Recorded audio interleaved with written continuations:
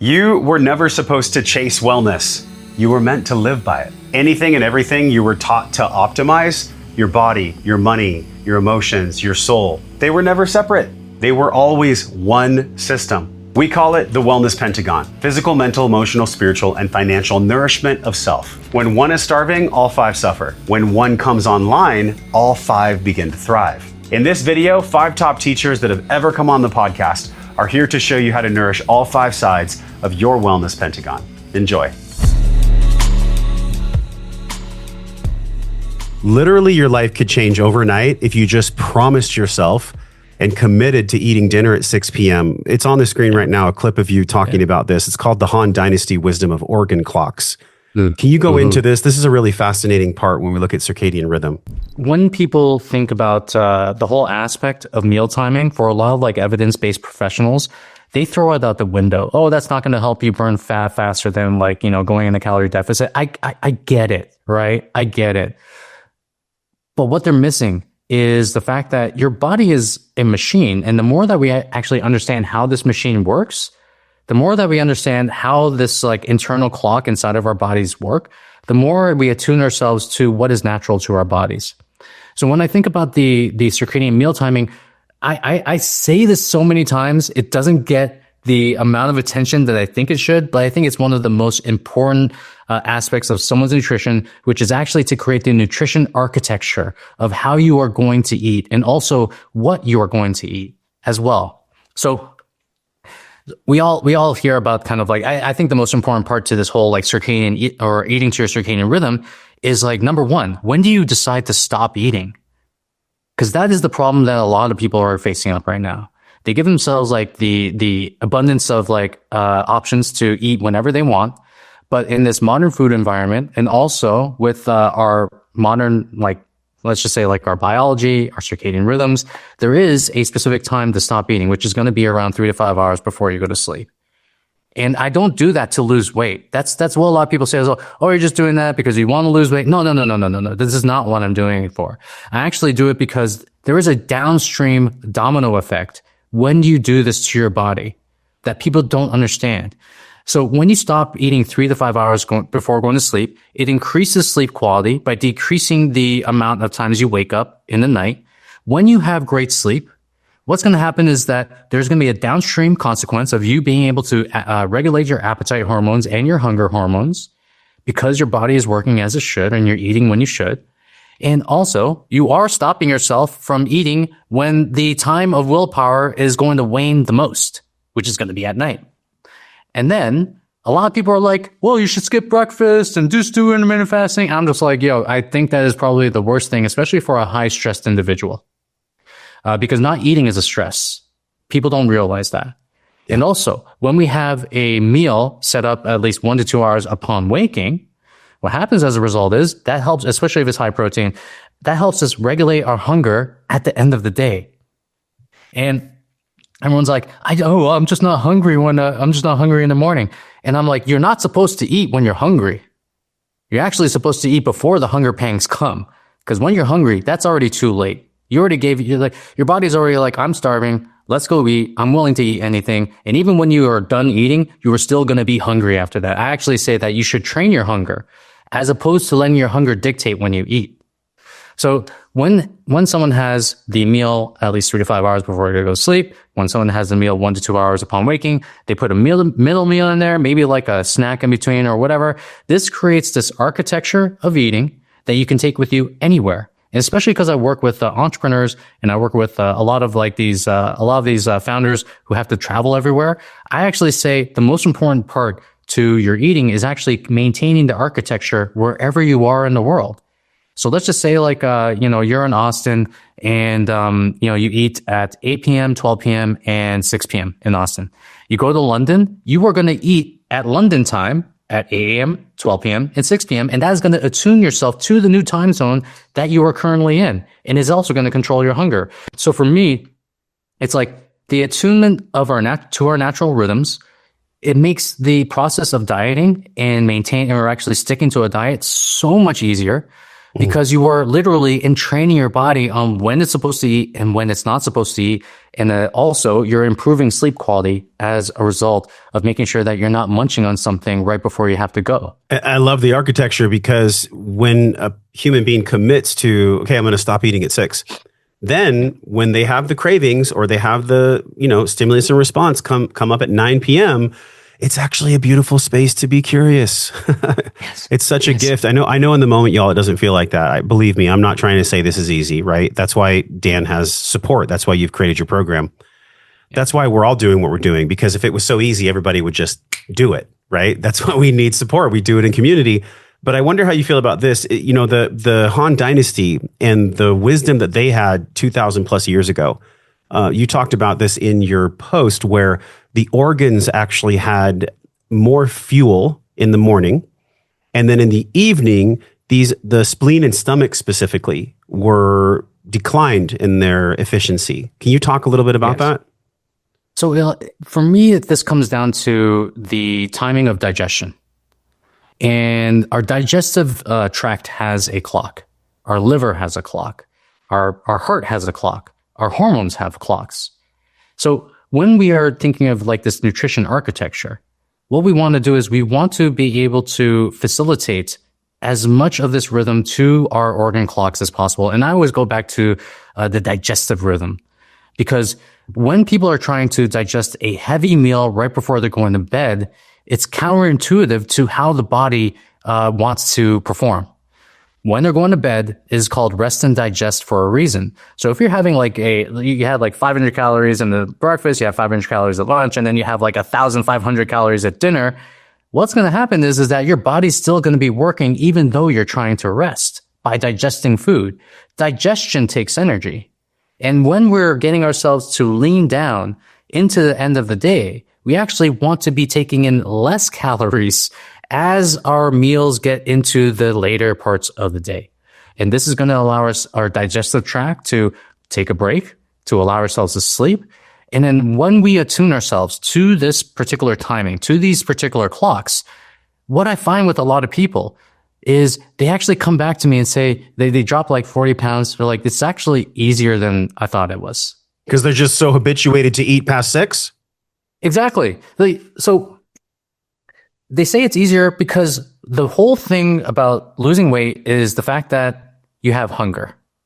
And a lot of times when people feel hunger, they feel uncomfortable, they have to eat something. But what if you actually allowed yourself to be hungry? What if you actually were friends with that hunger, especially like during the times that you are weakest, which are for a lot of people usually at night or on the weekends? And instead of like saying, oh my God, I'm so hungry, I gotta eat. It's like, what if you actually like stopped, felt that hunger, and sat with it, and then allowed yourself to feel it until it dissipates? Because usually that hunger is not going to be there forever. It's actually going to go away after about maybe, let's call it like 5 to 10 minutes.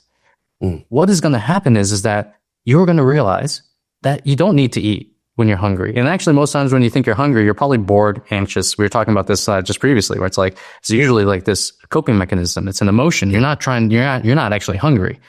So it's getting this reattunement back to this relationship that we have with our body. And a lot of people don't understand how our body works in the first place. They maybe understand the anatomy. Here's our chest, here's our heart, here's our liver, here's our spleen, here's our kidney. But they actually don't understand that we are literal walking clocks. And the more that we can attune ourselves to be in alignment with these clocks, the more life becomes so much easier as a result. What do you believe identity really is? A lot of my work right now that I'm just fed by, one thing that I love about you is, like you've said before, if you get up in the morning and you love what you do, life can just be literally the most dreamy game that you could ever imagine. One thing for me that's lighting me up is this concept of identity, and Josh moving through his own identity transformation process. I'm wearing the Philosopher's Stone today. Jung looked at the Philosopher's Stone as the integration of lower current and higher self. I'm curious for you, with all of your life experience and your intellect and just your understanding as a man, as a teacher, what do you believe identity truly is? And how might you encapsulate identity transformation, moving from one portion of self to how they identify to the next? Your identity revolves around what you value most. So let's say you have a mother who's 35, has 3 children under the age of 5, and her dedication is to those kids. Yes. Okay. So her highest values are children. If you ask her, who are you ontologically? She asks an ontological question. What is the essence of your being? Who are you? She's going to say, I'm a mother. If you meet an entrepreneur who's running 2 or 3 companies, who may have 3 kids at home with a wife that's a mother, if you ask him, who are you? He's going to first say, I'm an entrepreneur, businessman. Second, children, I'm a father. Because his identity is going to revolve around what he values most. And if he was totally father and she was totally mother, they probably aren't going to have a lot of provisions because he's not business oriented. So they're going to live in a more of an impoverished dynamic. So there's no right or wrong set of values. That's the big illusion that people have, is that these are the right values and these are the wrong values. The spectrum of values across the planet counterbalance each other. For every person that's got a set of values, there's somebody with the opposite set. And you find them and marry them many times. Yeah. That's the funny part. Sure. You're attracted to your disowned part. So That's true. yeah, that's true for me. the entanglement of quantum physics there. So what happens is you have your identity revolving around, your ontological identity revolves around what your highest value is. That's why I have the highest value identification process on my website, free for people around the world. Yeah. And millions of people have used it because that's one of the most eye-opening awarenesses you have. And your hierarchy of values are evolving. You know, I wanted to play baseball when I was 3 to 13. I wanted to ride big waves and when I was up to 18, from 13 to 18. 18 till now, I've been a teacher. And I'll probably do that the rest of my existence. Yeah. But in the process of doing that, whatever's highest on your value, your identity evolves. So you asked me when I was 3 to 13, I was headed for the big leagues in baseball. I was riding big waves in surf movies when I was, 17. And but now I'm an educator traveling the world teaching. So there's an evolution to the values. They can occur gradually or through cataclysmic events. Massive changes can change, but your values are changing. But your identity, every time you have a change in values, you have a change in identity, and your change of identity has blessings and curses with every one of them. There's benefits and drawbacks with every change. So look at what your highest value is, and I'll tell you where your identity is at that moment. Now, the ultimate essence of your being is all-inclusive and includes all those values from everyone. Nothing's missing in you. But that's an abstraction that few people can grasp. So their identity is revolving about what they value most at that moment. And their value, the highest value, the telos, the end in mind, the chief aim, the ultimate objective for each individual at any moment is derived from all the voids of judgments that come from pre-birth, multi-generational epigenetics, gestational epigenetics, and the epigenetics you've had from the time you're born. All of those voids and judgments all give rise to voids. Those voids want to be filled, and the highest fulfillment is the highest value. Your highest value or purpose is the most efficient and effective pathway to fulfill the greatest amount of voids from all the judgments with the greatest amount of value, which is the fulfillment. So our identity is always directed towards the maximum fulfillment of our highest values. And these highest values, again, I'm going to share this link on the screen, y'all. It's so powerful. Getting clear on values is actually the lens through which we live life through. Yet these values are not taught in school. I don't know if there's not to be taught. See, the imposition of somebody's values onto somebody else is the illusion. Well, what I mean is just the actual systematic understanding of how one figures out for themselves what values are. Is not I taught developed in school. that 47 years ago when I was 23, that system. And at age 23, I asked the question, why do some people walk their talk, some people limp their life? Why do some people do what they say, others don't? Why are some people flourishing and others floundering? And that led me to the study of axiology, which is a study of value and worth, and Hartman and Schwartz and many of the other people. There was only 12 textbooks on that topic at the time. And so I devoured those, and I realized that something that the Scottish philosopher David Hume was describing is the difference between is versus ought. And I realized that most of the morals is about how you ought to be in society, how you fit in and conform, how you should be. That's not where the power is. The power is what is your values? Your life demonstrates your values. Your hierarchy of values dictates your perception, decisions, and actions, and your identity revolves around what's highest. I want to know what that is. I'm not interested in what it ought to be in society, what it's supposed to be by some religious or political doctrine. I'm interested in who you are, that uniqueness. That's the unborrowed visionary. That's the trailblazing, unique individual that's inspired by a calling inside. That is where human will matches divine will, if you want to call it that. That's where predestination and free will are matched. That's where contingency and necessity, determination, indetermination all join.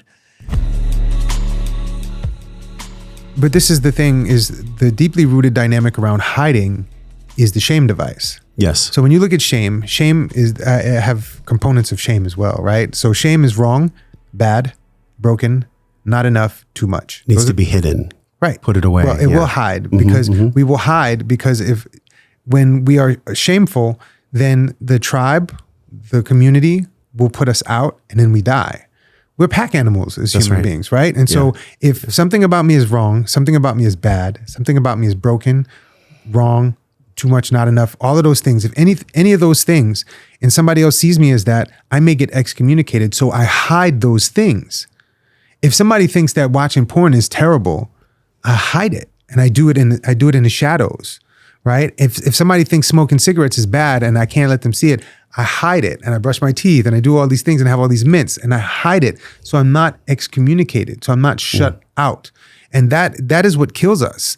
And if you want to see the most effective human control device there is on this planet, shame is it. You want to get somebody to be in a controlled space, get them to feel shame and participate in that. They will hide themselves. They will do things. It's the most effective. Look at our media. Of course. Look at our social media. It's rooted in shame. Look at what happened in 2020. Oh, by you walking outside without a mask on, you're killing grandparents. Look at the divisive shame that was casted globally. Yeah. Globally. That was a thought experiment, my friend. A big one. It was a lot more than a thought experiment. It was systems experiment. There was a lot of things happening with that. How so? What do you make of that? Well, I mean, the medical industry systems experiments, the military systems experiments. There was so many things that were rooted in those dynamics.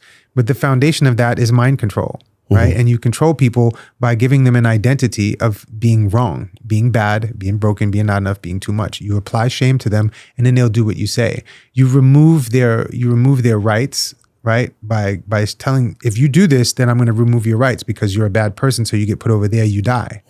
So this is part of the whole experiment. And if you want to control people, you use shame.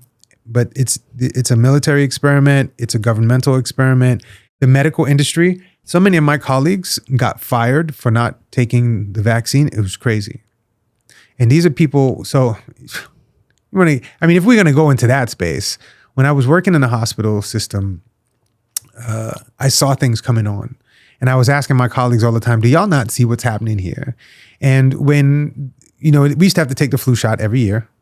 And then they put H1N1. When the swine flu, they put that in the flu shot. And I was like, I'm not taking that. I'm not doing that. Why are they putting this in here? Right. And I was like, I'm not going to do it. And so they got bent out of shape about it. So I said, I'm allergic to eggs. Right? I'm allergic to eggs. I can't take the vaccine. And they made me wear a mask. I was the only nurse in the hospital that refused, but I was the best triage nurse they had. So they couldn't get rid of me. And so they made me wear a mask. And so I put a smiley face on my mask. And this was way before COVID, way before it. And a couple of my colleagues started to have some neurological issues from one of these vaccines. And I was like, I'm definitely not taking another flu shot. And so I started to watch all this stuff happen, the systematic pushing of the flu shots and all of these different dynamics and the shaming of the nurses and the pressure that they would put on them to make sure that they took these shots. And I watched it system-wide. And that's when I started making my exit strategy to get out of the hospital system. And I was like, I'm not doing it. And they were like, why don't you just, they even got the other nurses to try to peer pressure me into stuff. And I was like, I'm not doing it. Yeah. And I'm going to live in my truth in this space. I've done a lot of work on my body and I'm not taking it. I have an immune system and all of these different things. And I'm not anti-vaccine. I'm anti that shit. Right? There's certain things. You're just anti-mind control. Yeah. I mean, there's, if that's your choice and that's what you want to do, go do your thing. Yeah. You'll have your experience with it. And I saw that in a big way. But this is part of it, fam, is the pushing of agendas and ideas on people when they know inherently what's right for them. And then you use shame tactics to get them to perform in certain ways. Which goes back to what you shared with me yesterday about when we're born with this beautiful honesty. It's like, if I were to describe it, it would be like a rose. It would be like a rose receiving sunshine. And this rose gets trampled on. I mean, it gets cut at times. And it brings up sadness for me, but it also brings up understanding and compassion, because I know that fear is why others dominate through shame. They're afraid themselves. And I love that you said earlier, you know, when I'm whole with you and I just want you to be whole, my desire, my intention is to just support you and you feeling whole and not broken. That seems like the micro of the meta that's actually happening right now. I studied at a very young age with the group called the Emissaries. They're since gone. And the original man that brought it to Earth was a channeler. He was a triple Pisces. And he talked about these 4 elements. I was very young when I heard it. It landed because it was part of my mission. I wrote a book called The Missing Element that did really well. You guys have to go read it. You're going to love it. I'm going to send it to you because it's all about the 4E process. And then I started seeing that what described for me my success was that I learned how to do all 4 elements. I came to it almost by mistake. I learned the 4 elements through that original source. I then began to study it and apply it in my own personal life. And as the years went by, I wasn't aging. And I was getting more excited about life. And I was doing a breaking of the model that I was brought up in as a good Jewish girl. Somehow I did not resemble the people that I grew up with. And I know it was because of my relationship with the 4 elements. And get this. So I just wrote a new book about the tarot. In the tarot deck, the very first card is the 0 card, is the Fool. You come onto this planet like a goofball. Like, why would you come into a planet where you have no instructions, you have the weirdest family, you don't know what you're doing there, and you don't even know what your chart is? Why did I sign up for this? Exactly, the Fool, poof. And the first stop, number 1 card, is the Magician. And all the decks since the 15th century. And on the table of the Magician are the 4 elements. In all the tarot decks across time, and that was the first entrance of how you can master this plane of existence. 4E, I developed, which is something I teach people, to assist people to realize that the code is written in doing all 4 elements. It's kind of fun. It's like the simplest. I always feel like I am the canary that ate the, how does that go? Canary in the coal mine? Something like that? Something makes me happy and I don't know what it is. Okay. The canary that ate the cat. Okay. It's disgusting. The cat that ate the canary. All right. I'm a little funny, you guys. Anyways, I feel like I broke the code by practicing those 4 elements, which gave me this little smile that makes me feel like if you do what the 4 elements, as you saw, give you access and you master all 4, which you've done, a great communicator. This podcast gets everybody on the edge of their seat. An emotional body that knows how to be still, full moon in Scorpio, and go deep. A practical side that is really into the details and means what you mean. And then your and then your fire, the excitement, the enthusiasm, your physical body and your mastery. See, this is the clue of an evolved soul right there, in case you're wondering. And the symptom of that is the world works. And the source of that is you study. You learn these simple principles. And that's basically my life's work, the 4 elements and the stars. Yeah, the overlay is so fascinating. The way that the astrological lines, you're able to look at the chart and see the degrees. And there's a real science to this that I think is so true. Probably like why you named the book, I Don't Believe. We're in this intellectual world where everybody has to have exact proof and they have to see it with their eyes and understand it with their mind. But everything we just went through was all in the body. It was all in the heart. And this is the war between the illusionary war between science and spirituality. That's what do you right. make of that? Water is the most important element. If the emotional body can be still, if I can trust, because the next card after the Magician is the High Priestess, who says, can you guys stop for a minute and remember why you're here? If we don't start our day with a prayer or a meditation, or if we don't remember why we're here because we lost our spiritual connection because it was religion and it was old or it's contrived, and people pretend they're new age, and I ask them straight up, do you meditate? And they go, no.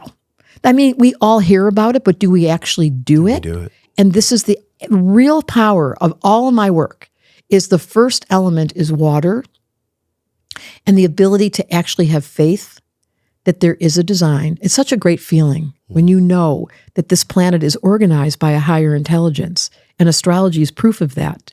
And as Einstein said, God's not playing with dice. So once that emotional body soothes and it's soft and there's comfort there, then the rest of the system goes so smooth. Nobody ever tells you that. That's why we drink clean water. That's why everybody's so obsessed right now with water. It is the element that will determine whether or not you'll be at peace. One of the codes you shared with us is that you were drinking the funny water before everybody else your age was, the deuterium depleted water. When did you start to really focus on your physical body? And did that manifest in ways that your astrology already knew in some way? It's such a great question. At a very young age, I stopped eating meat, and I didn't know why. And When you were 7? Yes, I didn't know why. My parents didn't know why, and I didn't understand it. Then at a very young age, I was just leaving high school. I realized that I kept going, because I have a dairy allergic thing, but I didn't know. So I dropped dairy. Then I started figuring out that if I exercised, I have a very strong intuition. I never had a drink till I was 40 years old. Because when I drank it, first of all, it tasted terrible. Second of all, I watched all my friends and I was like, they're acting weird. And then I just waited until it was the right time. And I did. Actually, now I love it once in a while, but I've always had, that was the sign of my strong conviction in my body. I was a dancer the first half of my life, and everything was about trusting my instinct and not stepping over it. And it got me in trouble. I was saying that to your wife. I never went to a doctor when I was pregnant. I had a home birth in the water, and I just never, and I can't explain it, tell the truth. And it's in my chart. I have a very strong true north, and I will not step over it. No matter what. God loved them. Like my mother and father showed me by their example, by their modeling, that money did cause pain, and that money was something that you had to work for and strive for and sweat for. And it was like really, really challenging for me to get out of that. Because even at times now, personally, and I'm sure the audience can relate, we hold these two worlds of what you're saying is true, that money is energy. And I think we've all felt that in our soul at times. And we're in the 3D with this other world where the rent is due and my team is getting paid. The one thing for me, and I'm curious how you feel about this, I am so inherently attentive to my language, not just from the NLP trainings I've gone through, but I've learned through even the teachings of the Tao and Alan Watts and just 800 episodes. Words are spells.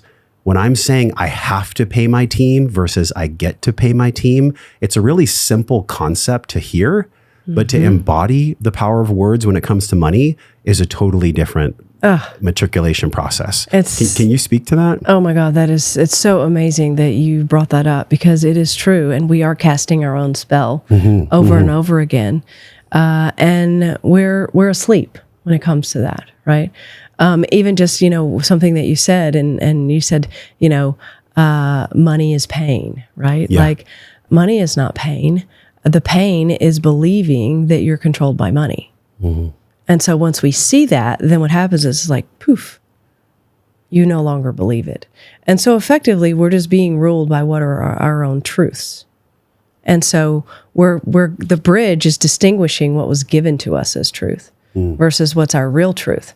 Where we get into, and this is something that I know that you know a lot more about than I do, is where we start to get into like our nervous system and the trauma and all of that. A lot of things can start to feel like truth. And so I do get it that people are like, okay, great. You talk about the energy of money, right? But, I live over here and I need all this money, right? But like they feel like they're living in their truth with money. But they're not if it's still difficult. They're not if they don't feel open and in flow and connected. They're not. And flow, by the way, is not a feeling good. That's just oneness. And you can actually be in a really challenging situation and you can still be in full flow with money. Like an example is, people say, I'm not good with money, right? And they block because that's, again, the language, like you brought up. I'm not good with money. Well, what's the universe going to give you? Sorry, buddy, you're not good with money. You're not getting more money, right? Yeah. Well, what happens is if you can imagine yourself in the situation where, what if I gave you $50,000 and said, you need to get all of these people, these families and these children, you need to get them to safety, and you need to do it on this $50,000. No longer are you not good with money. No longer are you waiting. All of a sudden, you are one. You are God. You are source. You've bypassed all of that. Yet we will literally spend our lifetime to a certain degree wasted in that illusion that we're not good with money, and we'll justify it all day long. What do you think the payoff that people are getting? This is really good. This is really deep. I think that everyone can relate to this. There is an unconscious payoff that we're all getting, almost like a pseudo safety or an egoic projection of what safety should be by saying this phrase, I'm not good with money, or even a phrase like rich people are bad or money doesn't grow on trees. These are all epigenetically expressed beliefs that I believe come down through intergenerational belief sets and unconscious patterns. How do you make sense of the language that we've been learned to speak versus the first step in learning a new set of skills of language? It's going to be very challenging when someone is probably going through some of your early teachings because they're going to be faced with their current narrative of what money, quote, quote, is. Honestly, Josh, like, I mean, I could actually speak to lots of sub layers of why, and, what's the secondary gain and all of that. And I think that each one, you could even go down to the individual level of it. Yeah. I think at the root of it, I think that we believe that the only way that we're going to be, that we're going to belong is if we are operating in our ego. Because that's all we've seen really modeled in this world. And I think that we're, again, I keep going back to the bridge, but I feel like we are living in a new paradigm. The old paradigm was you see all the spiritual teachers and they're sitting in a cave. They're not really participating in life. And then you see all the people participating in life and they're, a lot of them, rich assholes, and we don't want to be them. So we don't want to be this guy. We don't want to be this guy. What we do want is we want freedom, and we can feel our gifts. We can feel that we're here to do something bigger, right? And so we're in this sort of awkward time where we're still not believing that those two worlds can be combined. But that's actually what we're supposed to be doing here, is simply figuring out how to become the modern day yogi. How to hold essentially two worlds, the world of responsibility and the world of energy. And see that they're one.